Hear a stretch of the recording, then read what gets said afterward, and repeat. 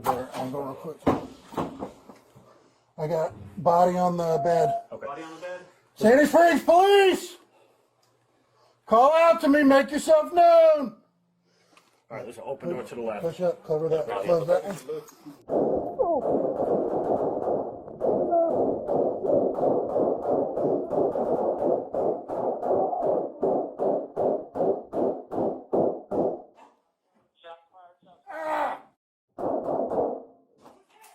I'm hit, I'm good. I'm hitting the finger. Shots fired! Shots fired! Shots fired! Shit.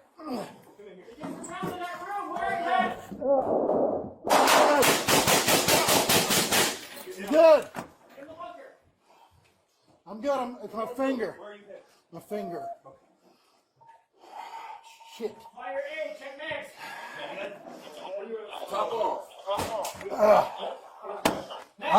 I'm in the bathroom. I'm good. It's a finger. Cover in that room. I got the med bag. It's my finger. I got body on the bed. A body on the bed. Sandy Springs Police! Call out to me, make yourself known! All right, there's an open door to the left. Body on the bed. Body on the bed.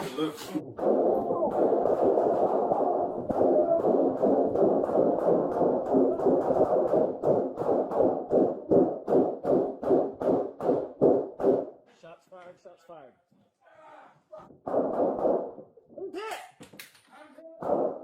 Status! Shots fired! Shots fired! Shots fired. Shots fired. Roll everybody. Hey, get some rounds in that room. Where are you, Matt? Get in the bunker. I'm good. I'm good. Fire A, check mags. Pretty good. Where you at? Good. What? Where's Ben? Matt, where you at? All right. Hey, get ready to get some cover in that room. I got the med bag. Bunker in the hall. Give me some cover. Matt, I'm coming to you. Where are you? Where are you? Finger. My left thumb. I'm good. All right.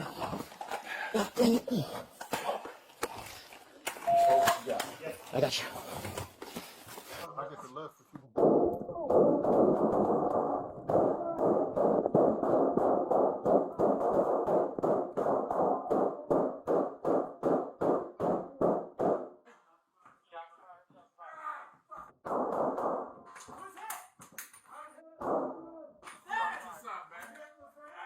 Where's he at? Shots fired! Shots fired!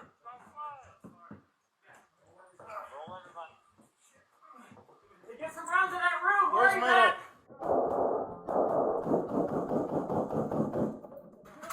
Get in the bunker. I'm good. I'm through. In a statement released by the agency attached to this video, officers responded to the residents after there was gunfire heard inside. In the Georgia Bureau of Investigation's report, officers responded to the residents after friends were conducting a welfare check on the suspect and they heard gunfire inside. Those are really two completely different sets of circumstances that likely call for two completely different courses of action. On the one hand, you could have victims inside the house that you need to check the welfare of, meaning that there is a sense of urgency. And in the other scenario, you could have a person who is in crisis and only a danger to themselves, which doesn't necessarily require a sense of urgency. So I do not know if the officers are where they're supposed to be when they're supposed to be there, but I do find it kind of interesting that the police department would leave out that little bit of information about the friends coming over to check on the welfare of this person. If you'd like to support the channel, it costs you nothing to do so. You can do that by liking this video, leaving a comment down below, and subscribing to the channel if you're not already. There's really nothing wrong tactically with what the officers are doing here. They're holding on opposing threats, utilizing cross coverage, and then they're releasing those threats to one another. However, I will caution you on telegraphing your location and your movements by verbalizing it. If we've already knocked and announced outside of the structure, do we really need to announce our presence every time we gain a foothold inside of this space? Sandy Springs Police!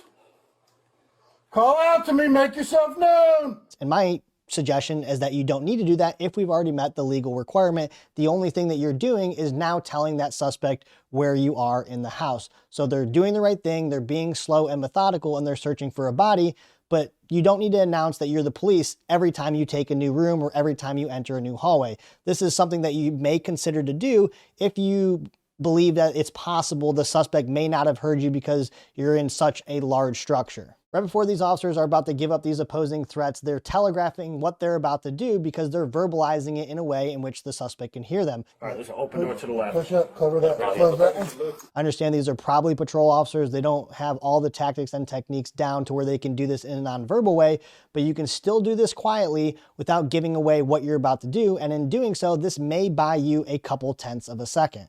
The officer on the left with the rifle calls out that he sees a person lying on the bed, and we can only assume that this is the suspect and this is the shooter because there's no mention anywhere else of anyone else being inside the residence at the time of the shooting. I originally thought the shots came from the left open door, but that obviously can't be the case if there's nobody else mentioned inside of the residence, and I did find some bullet holes in the closet right behind where this officer is standing. This can only mean that when the officers snap these opposing threats, this person who is laying on the bed becomes a lethal threat and starts engaging officers at the threshold. The officer holding the rifle was grazed in his left thumb. Where are you? Where are you? Finger, my left thumb, I'm good. All right. It's kind of hard to figure out exactly how that happened if the officer with the shield is kind of plugging that hole or plugging that gap, but maybe there was a round that ricocheted off the threshold, or maybe it ricocheted off the shield and it grazed the officer in his thumb. Once the officers take gunfire and they begin backing out of the hallway, we don't hear any of the officers giving out the suspect's location. So you would expect to hear something like open door at the end of the hallway or straight ahead, giving the officers there the information they need to focus their attention on where they believe the suspect is. At one point in the video later on, you do hear someone ask where he is and nobody actually gives him a response. Where's he at? Shots fired! Shots fired! I can only imagine the shield took some gunfire here, but there's no way to tell because the video quality isn't very good. What I'm about to explain to you wouldn't change the outcome here because they had the shield in the place where it needed to be. But the only way that you're going to actually snap opposing threats and have a higher likelihood of nobody getting shot is if you have two shields. Imagine as these officers are snapping this coverage and the suspect isn't in the room straight ahead, he's actually in the room to the left and he's holding on this angle here.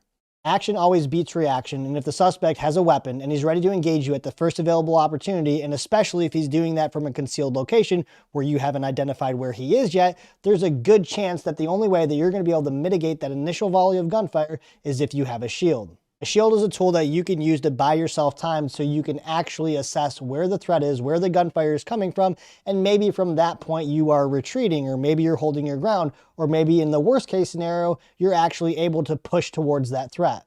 The end result of this was one officer was grazed, treated for minor injury, and the suspect was listed in stable condition in the hospital, so apparently he was hit with return gunfire. In my previous video, I showed you a former SEAL Team 6 DevGru guy talking about what he called a combat clearance, where they're working in a slow and methodical way, and they're pieing thresholds.